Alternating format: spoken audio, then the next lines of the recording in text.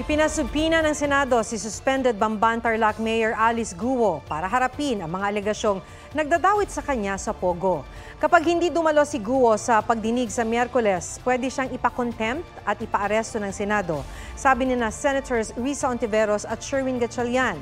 Sabi naman na abogado ni Guo, posibleng hindi makadalo sa pagdinig ang alkalde dahil sa di umano'y trauma at stress na idinulot ng ilang nagdaang pagdinig. Ayon naman sa ulat ng Office of the Senate Sergeant-at-Arms, sinabi ng tauhan ng farm ni Guo sa Tarlac na ilang linggo nang hindi nagpupunta roon ang alkalde. Kaya hindi na iserve ang subpoena sa mayora, mga kapatid at magulang nito sa farm. Huwag magpahuli sa mga balitang dapat ninyong malaman. Mag-subscribe sa GMA Integrated News sa YouTube. Sa mga kapuso abroad, subaybayan nyo kami sa GMA Pinoy TV at sa www.gmanews.tv.